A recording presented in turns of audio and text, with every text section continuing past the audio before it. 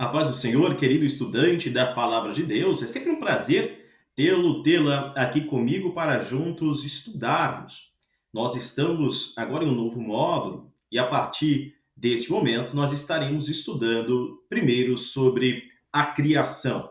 Ainda lembrando que as nossas aulas elas são feitas de forma panorâmica, não é o nosso desejo abordar todo o tema de forma minucioso.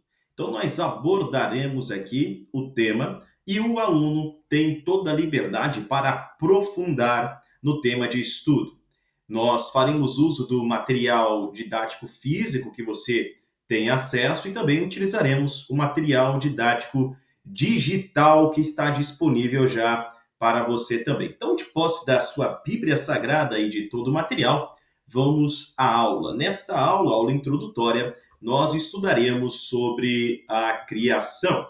Acompanhe comigo no slide como se darão as nossas aulas. Então, a primeira aula é a criação.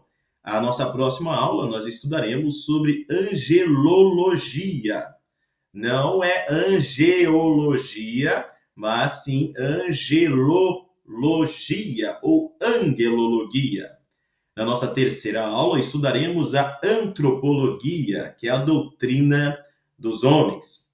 Na nossa quarta aula, a martiologia e a doutrina que trata sobre o pecado, o estudo sobre o pecado, a origem do pecado, as consequências, a abrangência do pecado, o resultado dele, a vitória sobre o pecado, nós abordaremos. E na nossa quinta e última aula, nós estudaremos soteriologia, ou a doutrina da salvação. Veja que são todos temas basilares da fé cristã. Nós começamos, então, esse estudo dizendo que pela fé entendemos. Hebreus, capítulo de número 11, no versículo de número 3, na versão King James, está escrito: através da fé entendemos que os mundos foram moldados ou formados pela palavra de Deus, de modo que as coisas que são vistas ou visíveis não foram feitas das coisas que aparecem. Veja que esse é um testemunho que a fé nos dá, é um nível de entendimento, de conhecimento que nós recebemos por fé. Ainda todo cientista que de fato buscar compreender a origem do universo, ele certamente se deparará com as evidências que mostram um planejamento. Ainda utilizando de forma filosófica, nós também sabemos que é impossível que o nada gere alguma coisa, tanto filosófica como cientificamente, isso é provado. De forma espontânea, o nada não pode gerar coisa alguma de forma espontânea. É um absurdo acreditar que o nada pode gerar alguma coisa. Seria o mesmo que acreditarmos, então, que todo o conhecimento, toda a sabedoria máxima veio da total ignorância, que a vida veio da morte, da total inexistência de vida e da total inexistência de possibilidade de vida surgiu a vida. Seria ilógico acreditarmos que a total falta de racionalidade deu origem, então, a seres racionais. É o mesmo que dizer que o planeta Terra veio por si mesmo, do nada, ou que uma explosão aconteceu do nada e todas as coisas vieram dela. Mas, pela fé, nós entendemos que tudo aqui está pela palavra poderosa de um agente todo-poderoso que interferiu e, assim, produziu tudo o que existe. Então, pela fé, nós entendemos que Deus, utilizando o seu poder extraordinário e ilimitado, ordenou de tal forma que, a partir do nada, e isso não de forma espontânea, mas pela atuação de um ser todo-poderoso, racional e pessoal, tudo veio à existência. Aquilo que é físico teve o seu início. Se nenhuma matéria física existia no princípio, é certo que a matéria tem que vir de algo imaterial. Por definição, a matéria física, aquilo que é físico, necessariamente veio de algo não físico. Em teologia, nós chamamos espírito. Sendo assim, a matéria física veio do espírito, do reino espiritual. Em Gênesis, capítulo 1, no seu primeiro versículo, nós vemos que a matéria física veio de Deus. Uma atuação de Deus. E essa atuação divina deu origem, então, a toda a matéria física, mas também deu origem ao mundo espiritual, um outro plano de existência. Dentro desta aula sobre a criação, esses são exatamente os pontos que nós abordaremos. Nosso próximo slide, ele diz: a criação é obra da Trindade, do Pai, do Filho e do Espírito Santo. Veja que o Pai não atuou sozinho para criar, assim como o Filho não atuou sozinho na criação, nem o Espírito Santo atuou sozinho na criação.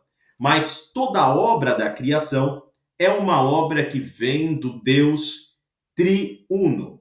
Nós temos assim a Trindade divina atuando para dar origem a todas as coisas.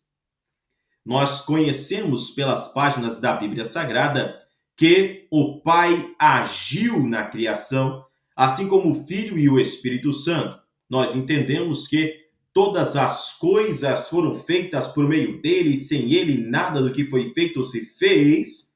João, capítulo número 1, nos dá o testemunho da atuação do Filho na criação do mundo. Nós sabemos que o Pai, por meio do Filho, criou. Nós ainda vemos que pelo Espírito Santo foram criados. Pelo Espírito Santo veio a vida. Nós veremos alguns textos bíblicos ainda nesta aula. Sendo assim, Deus é o Criador. Veja que, se Deus é o Criador, também é necessário que haja um princípio para todas as coisas. O princípio para todas as coisas é Deus. Deus não tem princípio nem fim. Ele é o princípio, ele é o iniciador, ele é o mantenedor de todas as coisas, ele é o princípio e o fim. Tudo foi feito por ele, tudo foi feito para ele, tudo foi feito por meio dele. Ainda é necessário nós dizermos que Deus, ele é um ser necessário. Todas as demais pessoas ou as criaturas são seres contingentes ou não necessários. Isso significa que eu existo neste momento. Estamos em 2025 e eu existo de fato, estou vivo em 2025 na Terra. Mas se eu não estivesse vivo, a Terra continuaria existindo. Você continuaria também existindo. Percebe? Sendo assim, não sou um ser necessário para a existência das demais coisas. E isso não é verdade para Deus. Deus é necessário. Se Deus não existisse, nada mais existiria. Ele é o ser necessário. É necessária a existência de Deus para a existência de todas as demais coisas e seres. Deus os formou, Deus os criou, Deus é criador. Deus não tem um princípio. Lembre-se, acreditar que Deus tem um princípio é o mesmo que acreditar que o nada gerou Deus, ou que Deus surgiu do nada. Também é impossível que Deus tenha criado a si mesmo, porque é o mesmo que dizer que o nada é a única coisa que existia, ou nada existe. E em um determinado instante, Deus surgiu do nada, criou a si mesmo, desapareceu como seu próprio criador e ainda existe como sendo sua criação com poder para criar outras coisas. Isso é impossível. Deus não veio do nada. Deus sempre existiu. É uma loucura acreditar que o nada pode gerar qualquer coisa de forma espontânea. Uma loucura ainda maior acreditar que o nada absoluto, a ignorância absoluta, a total ausência de vida, a total ausência de inteligência e de poder, criou o ser todo-poderoso, todo sábio, autoexistente. Isso é impossível. Então Deus é o Criador e ele é um ser necessário, ele sempre existiu. Deus é onipotente. Significa que ele tem todo o poder. Ele tem todo o poder. Não existe um máximo para Deus. Não existe um limite para Deus. Deus não tem limites. Deus é infinito. Ele não é contido, não pode ser contido. O pensamento de Deus é eterno. Deus não tem variação, não há sombra de variação. Ele é eterno e só pode haver um ser eterno, porque, por definição, eterno é aquele que detém a posse pessoal e exclusiva da vida. Só há um ser que detém a posse pessoal da vida, e esse ser é Deus. Nenhum outro ser pode reter a própria vida, nenhum outro ser pode doar vida, pode dar vida e voltar a tomá-la, apenas Deus o pode.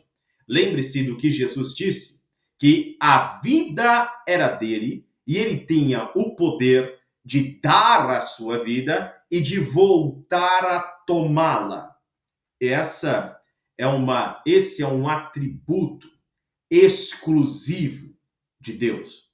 Ele é eterno e ele é o doador universal da vida. Todo ser que existe, todo ser vivo, recebe essa vida por doação de Deus. E Deus permanece mantendo a vida e mantendo a existência de todas as coisas. Deus é onipotente.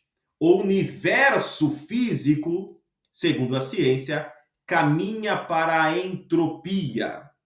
Isso quer dizer que o universo não tem poder suficiente para manter a si mesmo.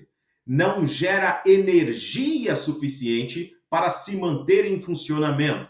A pergunta é: de onde o universo retira energia suficiente para se manter em funcionamento, para continuar realizando um trabalho? De onde o universo retira energia suficiente para manter o seu equilíbrio e não colapsar? É necessário uma fonte que seja maior que o próprio universo. E se o universo consome uma quantidade de energia gigantesca todos os momentos e continua a consumir, esta fonte de energia precisa continuar gerando energia.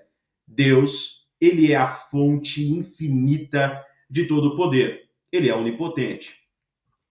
Continuando, avançando na nossa aula, nós vemos a onipotência de Deus nos atos da criação. Então, pelo poder da palavra dele, pelo sopro de sua boca, Deus criou os seres espirituais.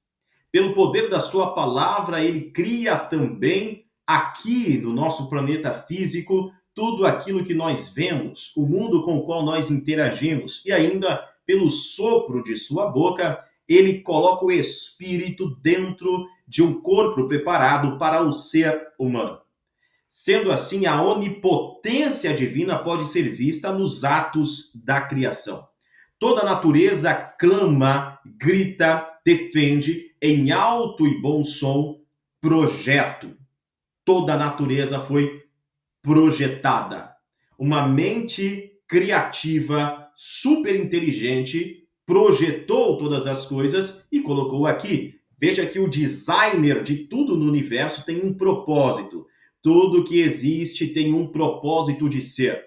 As leis físicas que o ser humano descobriu, elas já estavam aí e nós conseguimos identificá-las porque temos uma mente racional. Nós identificamos a racionalidade no universo. Com a nossa mente racional e matemática, nós conseguimos perceber a lógica no universo e toda a matemática envolvida nos movimentos de rotação e translação dos astros. Com a nossa mente matemática e lógica, nós conseguimos calcular, inclusive, os ângulos de inclinação, a velocidade necessária, os materiais que devem ser utilizados para colocarmos astronaves, foguetes no espaço, satélites na órbita terrestre. Como nós podemos calcular o movimento dos planetas? Nós só podemos fazer isso porque uma mente racional calculou primeiro e deixou os cálculos presentes em todos os movimentos.